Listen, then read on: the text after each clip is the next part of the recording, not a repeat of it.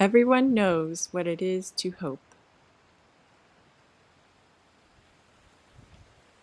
Mama, look at all the bubbles. Yeah. In the heart of each person, hope dwells as the desire and expectation of good things to come, despite our not knowing what the future may bring. Even so, uncertainty about the future may at times give rise to conflicting feelings, ranging from confident trust to apprehensiveness, from serenity to anxiety, from firm conviction to hesitation and doubt. Often we come across people who are discouraged, pessimistic, and cynical about the future, as if nothing could possibly bring them happiness. But what is happiness? Not some fleeting pleasure, a momentary satisfaction that once experienced keeps us longing for more, in a desperate quest that leaves our hearts increasingly empty.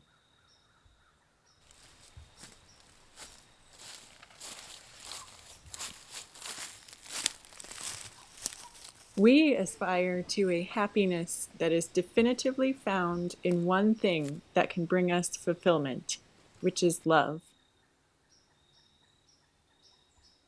Buoyed up by hope, we are preserved from selfishness and led to the happiness that flows from charity.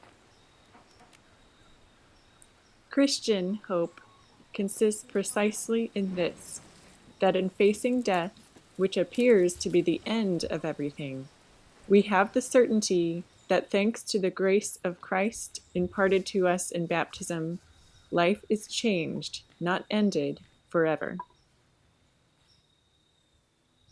Christian hope does not deceive or disappoint because it is grounded in the certainty that nothing or no one may ever separate us from God's love.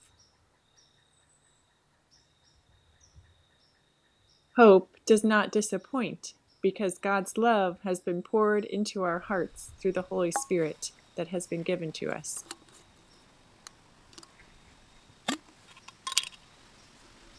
In addition to finding hope in God's grace, we are also called to discover hope in the signs of the times that the Lord gives us. We need to recognize the immense goodness present in our world, lest we be tempted to think ourselves overwhelmed by evil and violence. The yearning of human hearts in need of God's saving presence ought to become signs of hope. The first sign of hope should be the desire for peace in our world, which once more finds itself immersed in the tragedy of war. Is it too much to dream that arms can fall silent and cease to rain down destruction and death? Another sign of hope is found in the loss of the desire to transmit life.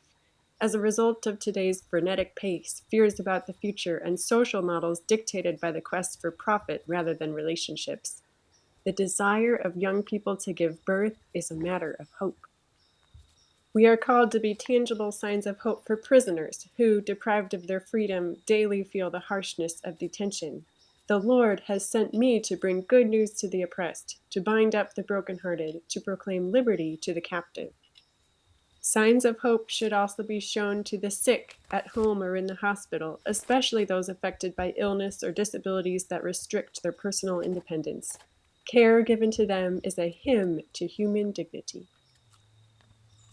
Signs of hope are also needed by those who are the very embodiment of hope, namely the young, who can grow listless and discouraged. With renewed passion, let us demonstrate care and concern for adolescents, students, and young couples, the rising generation. Signs of hope should also be present for migrants who leave their homelands behind in search of a better life for themselves and for their families. I was a stranger, and you welcomed me.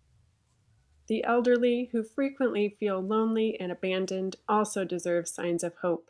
Here I would also mention grandparents, who represent the passing on of faith and wisdom. May they find support in the gratitude of their children and love of their grandchildren. I ask with all my heart that hope be granted to the billions of the poor, who suffer from exclusion and indifference on the part of many.